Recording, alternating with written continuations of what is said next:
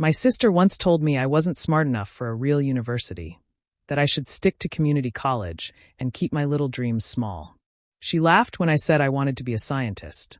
She said dreams like mine were meant for people smarter, richer, and luckier than me. Stay with me till the end, because what happened next might just change how you look at family, jealousy, and faith in yourself. Nia Caldwell grew up in Raleigh, North Carolina, the quiet one in a house full of loud voices.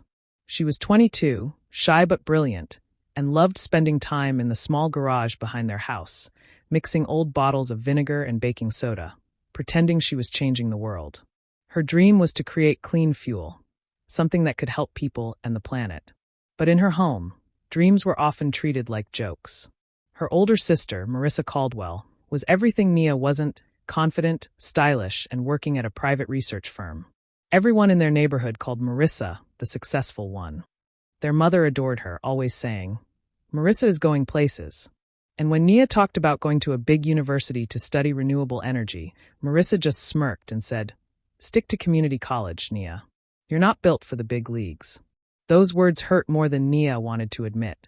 She had spent months preparing her scholarship application, but when she submitted it, something strange happened. Days later, she got an email saying her recommendation letter was missing. When she asked her sister, Marissa shrugged and said, "Oh, maybe your professor forgot to send it."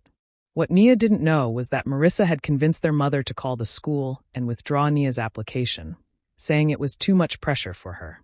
So Nia ended up at a small community college close to home. Her mother told her it was for the best: less stress, fewer distractions. But every time Nia looked at her sister's shiny new car or heard her brag about her job, something burned quietly inside her. She still couldn't let go of her dream. At night, after finishing her classes, she sneaked into an old, unused chemistry lab behind the college. The lights barely worked, and the air smelled of dust and old textbooks. But to Nia, it was paradise. She collected algae samples from nearby ponds, bought cheap equipment online, and started testing small reactions, logging everything in a notebook labeled Project Emerald. She didn't have much: no fancy lab, no expensive tools, no degree from a big-name university. But she had curiosity, and that was enough.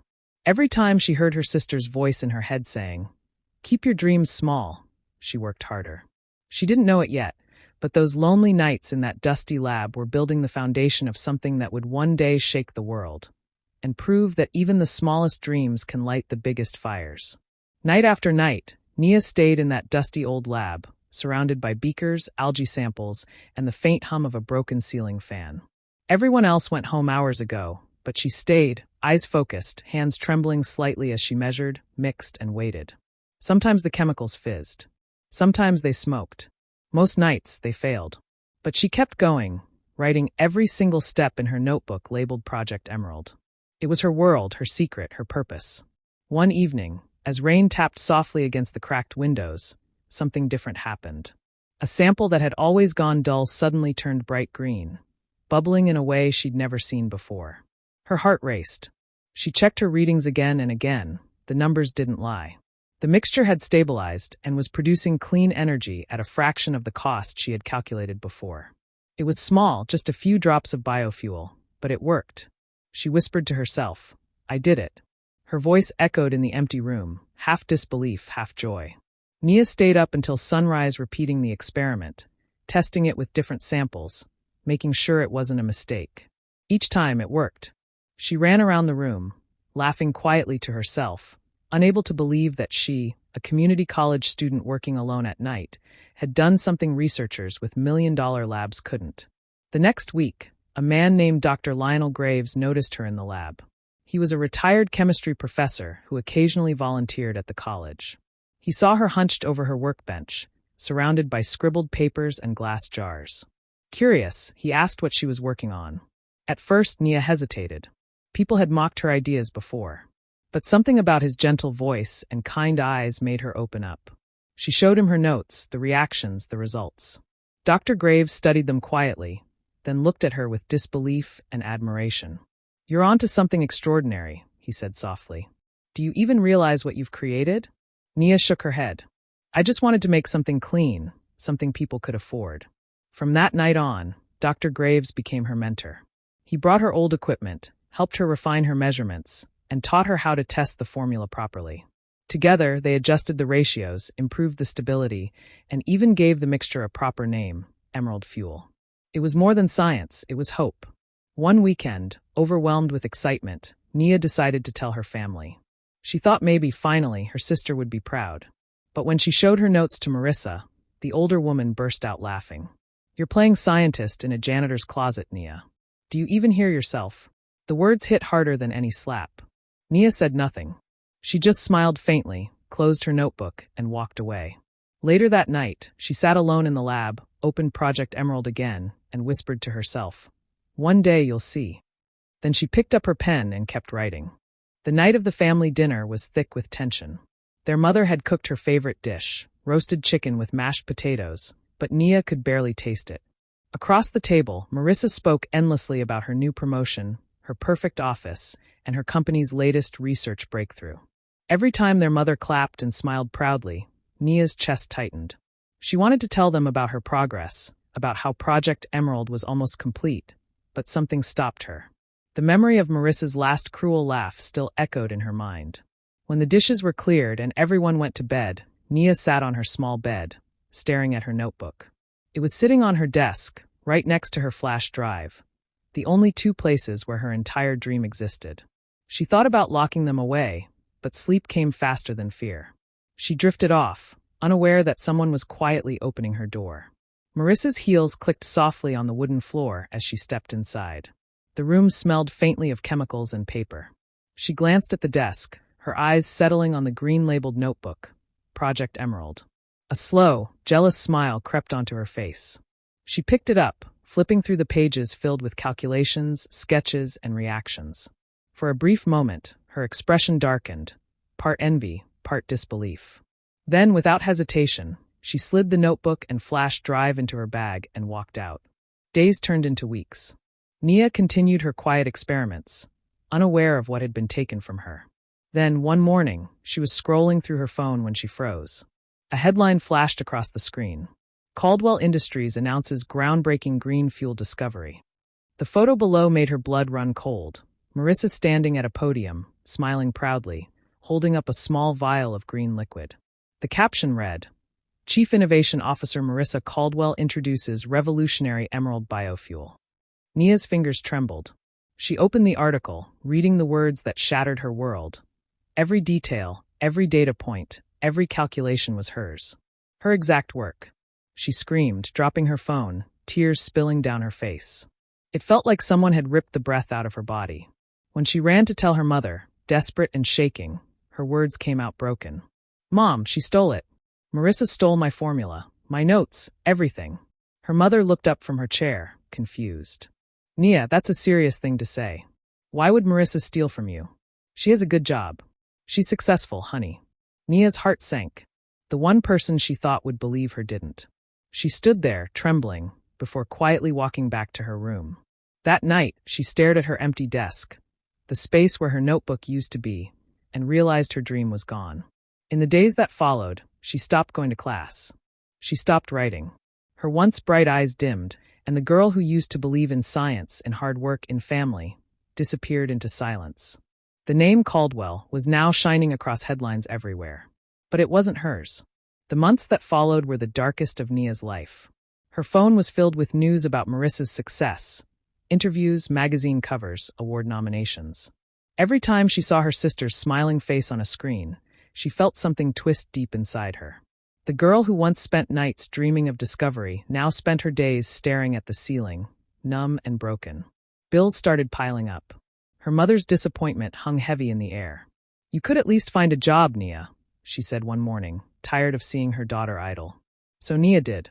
She took the only job she could find, a night shift janitor position at a downtown building. The pay was terrible, but she didn't care. She just wanted silence. The first night she showed up with her mop and cleaning cart, she froze. On the sign outside the glass doors, the company name glowed in silver letters, Caldwell Research and Energy. Her sister's company. For a long moment, Nia just stood there in the cold, her hands shaking. Then she took a deep breath and walked in. Every night, she moved quietly through the hallways, cleaning the offices that smelled of fresh coffee and expensive perfume. She kept her head down, but she couldn't ignore it. Her sister's framed portrait hanging proudly in the lobby. The golden plaque beneath it read, Marissa Caldwell, Chief Innovation Officer. Each time she passed it, something inside her burned a little more. Weeks passed. One night, while cleaning the lab floor, she overheard two researchers talking. I don't get it, one said. The data doesn't make sense. We've been trying to replicate the formula for months, and it keeps failing. The other side. Yeah, it's like something's missing from the original work. Some key part no one understands. Even Marissa doesn't have the full documentation. Nia stopped sweeping. Her heart started to race. Missing documentation. She knew exactly what that meant. Marissa had stolen her notes, but she hadn't understood the formula well enough to complete it. From that night on, Nia began to pay attention. She cleaned slower, listened more, and quietly collected what others threw away. Old lab memos, meeting notes, drafts left in recycling bins. Piece by piece, she started seeing the pattern. The formula Marissa had presented was falling apart. The company was in trouble, but they were too proud to admit it. Nia took the papers home and spread them across her small table. She studied them like a detective, realizing how much of her original data was missing. The ratios, the heat controls, the stabilizer sequence. Only she knew how to fix it. Only she could make it work again. The despair that had once drowned her began to fade. In its place grew something fierce, something alive, fire. She stared at her reflection in the dark window and whispered, You stole my dream, Marissa. But I'm taking it back. That night, for the first time in months, she smiled. The fall was over.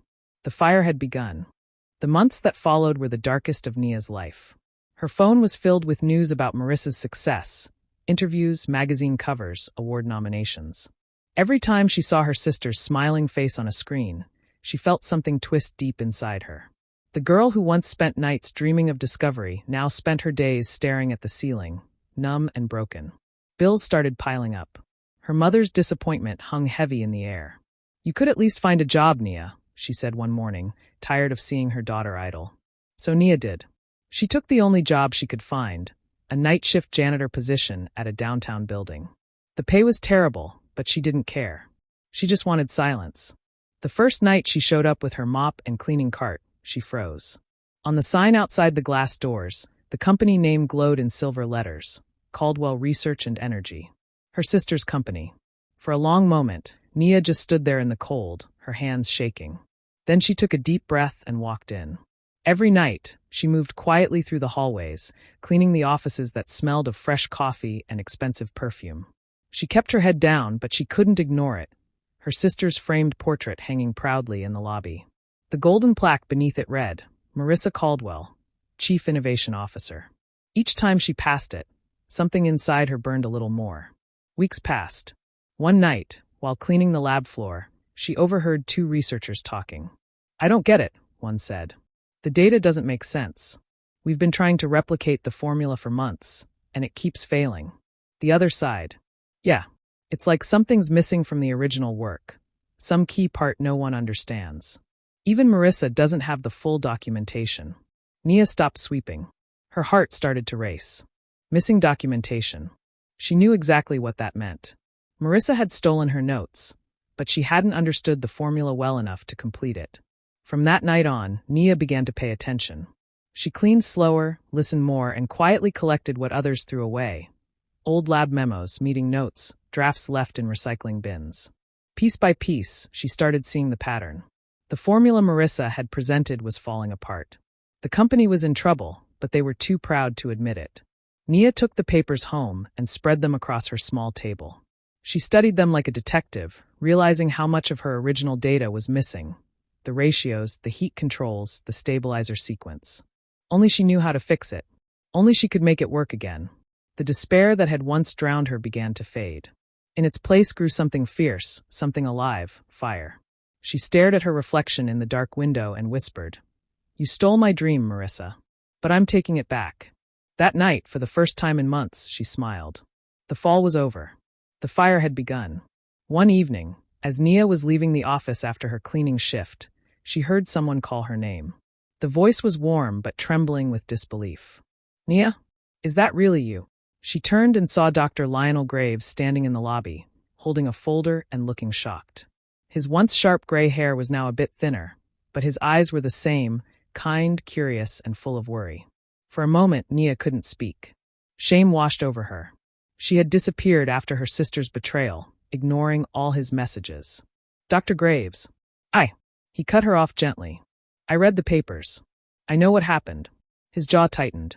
That company stole your work, didn't they? Tears stung Nia's eyes, but she nodded silently. Dr. Graves sighed heavily, the kind of sigh that carried both anger and sadness. You built something brilliant, Nia. And now it's falling apart because they never understood it. You can't let that be the end of your story. They sat on a bench outside the building as the city lights flickered around them. Nia told him everything. The stolen notebook, her mother's disbelief, her new job, and how she had been quietly collecting discarded notes to piece together what was left of her formula. Dr. Graves listened carefully, his eyes sharp with determination. Then we start over, he said finally. But this time we do it the right way, quietly, safely, and with proof. My university still owes me some favors. I can get you into a mentorship program under my supervision. You'll have access to proper labs and equipment. Nia's heart raced. You really think I can still do it? I don't think, he said with a small smile. I know. So they began again. Under the dim lights of the university lab, Nia and Dr. Graves worked side by side for months. They refined every part of the formula, fixed what was unstable, and added a new binding agent that made the fuel even cleaner and longer lasting. It was stronger, safer, and entirely theirs. They decided to rename it Caldria, a blend of Caldwell and Graves, symbolizing both their persistence and rebirth. While they worked in silence, chaos erupted across the city. Caldwell Research and Energy, once the pride of the state, was now in trouble. Reports started circulating that the revolutionary fuel wasn't producing results. Investors were pulling out. Scientists were resigning. Lawsuits loomed as millions of dollars vanished in failed tests. Marissa's confident smile faded from television screens. Rumors whispered that the chief innovation officer was under investigation for data falsification. But Nia didn't celebrate, not yet. She stayed focused, her hands steady as she poured another sample into the beaker.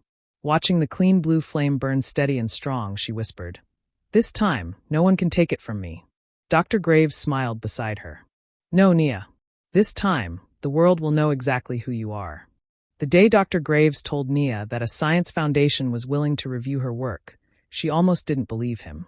"They're called the Price Innovation Fund," he said, sliding a business card across the table. "Kenneth Price himself will be there. He's tough but fair. If your data speaks, he'll listen." For days, Nia barely slept. She spent every hour preparing her presentation, checking and rechecking her calculations. It had been months since she last stood before anyone with confidence. The memory of her sister's betrayal still haunted her, whispering doubts in her ear.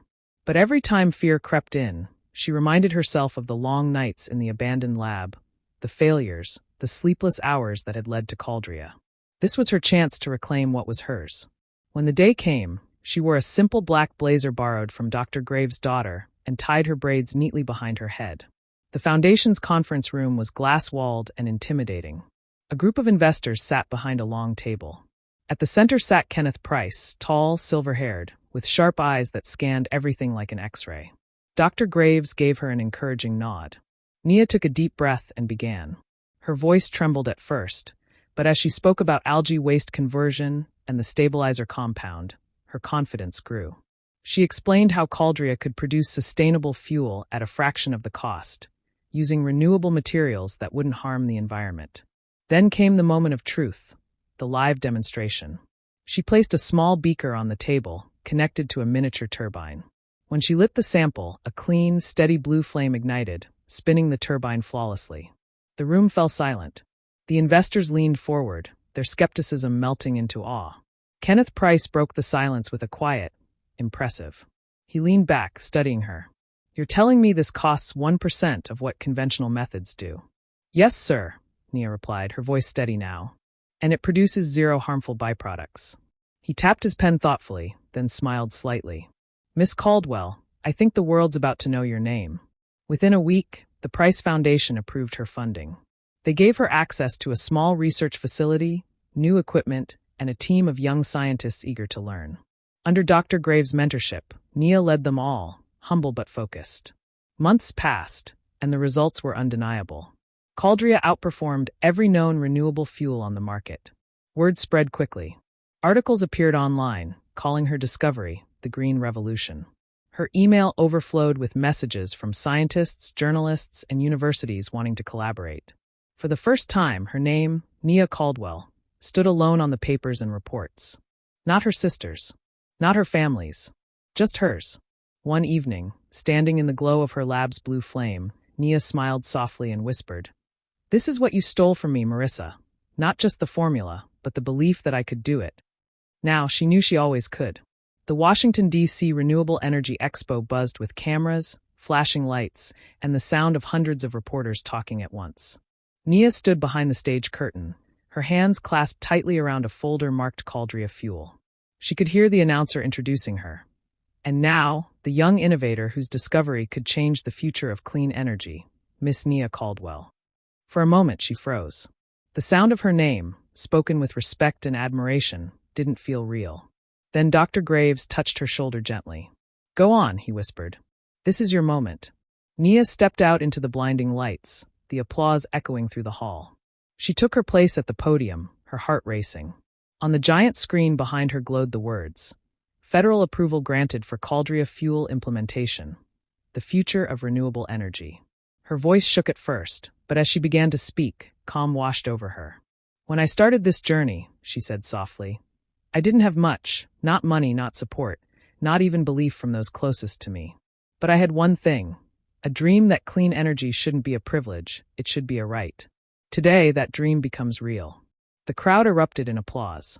Cameras clicked, flashes lit up the room, and officials nodded approvingly. Caldria Fuel had been officially approved for national rollout. The government would use it to power public transport and research facilities across the country. Nia's small experiment had grown into something the whole world would benefit from. But while Nia was being celebrated, chaos brewed elsewhere. Reporters swarmed outside Caldwell Research and Energy's headquarters, demanding answers. "Marissa Caldwell, what do you have to say about the investigation?" they shouted as she hurried past cameras. News had broken that the patent Marissa had filed years ago contained stolen data, traced directly back to Nia's original work. The patent office had launched a full-scale investigation. Scientists from Marissa's company admitted that the original formula never worked, and that large portions of it were missing. Marissa's world began to crumble in public view. The same media that once praised her now questioned everything. Headlines shifted overnight. Caldwell fraud exposed, real inventor revealed. Meanwhile, Nia sat quietly in a small lounge after her speech, watching the news on a muted TV. A reporter's voice said, "Nia Caldwell, the true genius behind Caldria Fuel, declined most interview requests, saying only that she wanted her work to help the planet, not destroy a family." When a young journalist approached her in person and asked, "How do you feel, knowing the truth is finally out?" Nia smiled gently. "I feel grateful," she said. "Not for the attention, but because what I made will make a difference. That's all I ever wanted." As she walked out of the hall into the cool night air, the city lights shimmered like stars. She took a deep breath, her heart calm. For the first time, Nia wasn't chasing recognition or revenge. She had already won, quietly, gracefully, and completely. The skyline of San Francisco shimmered under a golden sunrise, and atop a glass building with a green infinity logo, a new name gleamed in silver letters, Emerald Systems. Inside, reporters buzzed through the sleek lobby, where holographic displays showcased Caldria Fuel's revolutionary impact. Cities running clean, oceans recovering, skies clearing. And at the center of it all stood Nia Caldwell, wearing her signature emerald green blazer, her calm smile hiding the storm of everything she had endured to reach this moment. Emerald Systems was now valued at $3.2 billion, but for Nia, it wasn't about the money. It was about what the company represented. Every hallway was filled with students from small-town colleges, community schools, and underfunded programs. People who had been told, "You're not good enough." Now they were engineers, analysts, dreamers. She had built the very place she once needed. Dr. Lionel Graves walked beside her, his once gray hair now almost white, but his spirit still sharp. "You've come a long way from that janitor's closet," he said with a proud chuckle. Nia smiled. "We both have, Doctor. Without you, none of this would have happened." He waved a hand modestly. "No, my dear. Without your courage, none of us would have believed again. In the lab below, a young intern named Layla, from the same community college Nia once attended, was carefully running a simulation of a new Caldria variant. She looked up at the framed quote above the lab window, words Nia had chosen herself. Dream small, start smaller, but never stop. Later that afternoon, during a press conference, the room buzzed as journalists fired questions. One reporter, sharp and insistent, leaned forward. "Ms. Caldwell, the world knows about your sister's involvement in stealing your formula. Do you consider this?" He paused, adjusting his mic. "Your revenge?" Nia took a slow breath, the crowd waiting for a dramatic headline. But her voice was calm, grounded. "No," she said, her eyes unwavering. "I didn't get revenge. I got recognition." A hush fell across the room. The weight of her words rippled through every listener. After the conference, Nia stepped out onto the balcony overlooking the city.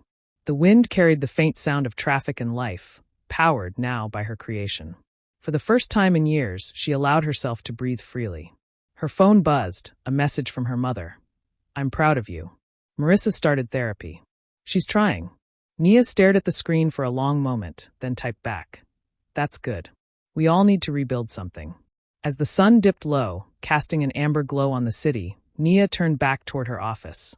The same notebook that started it all resting on her desk, its worn cover still reading Project Emerald. She smiled softly. The project wasn't just hers anymore. It was the world's legacy now. Years passed, and the world changed in ways Nia could never have imagined. Caldria fuel-powered nations now, cars, homes, entire cities breathing cleaner air because of her creation. Her company, Emerald Systems, had become a beacon of innovation and compassion. Yet even in the quiet moments, when her name appeared on magazine covers and in textbooks, a small ache lingered, the kind only family could leave behind. One morning, as sunlight spilled across her office window, her assistant walked in with a plain white envelope. "It was sent by hand," she said softly. "No return address, but it says it's from your sister." Nia froze. For a long time, she didn't move. The paper felt heavy between her fingers, as if holding years of silence and regret. Slowly, she opened it. The letter began shakily. "Nia, I don't expect forgiveness. I just need to say I'm sorry." Marissa's handwriting, once sharp and proud, now trembled across the page. "I stole from you because I couldn't stand how easy brilliance seemed for you. I wanted to feel like the better sister, the one everyone admired. But I destroyed everything. My career, my name, our family. Mom barely speaks to me, and I deserve that. You built something pure, something the world needed, while I only chased my ego. I hope one day, you'll remember me not as the thief I became, but as the sister who finally saw your light." By the time Nia reached the end, her vision blurred. The final line read, "You were always the real scientist, Nia. Always." She folded the letter carefully, her fingers trembling slightly, and placed it inside the top drawer of her desk, right beside her old green notebook labeled Project Emerald. The same one that had once held her dreams in ink and hope. Outside her window, the sun was rising, washing the lab campus in soft gold.